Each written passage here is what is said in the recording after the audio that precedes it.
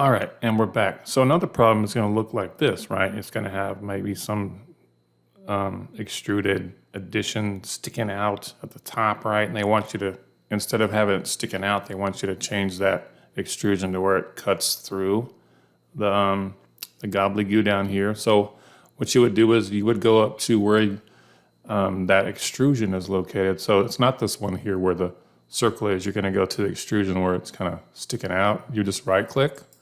You're going to go to Edit Feature. All you're going to do is, instead of it sticking out with the join, you want to click the cut. Boom, there you go. Hit OK. And so now what you would do is you would go up to your eye properties.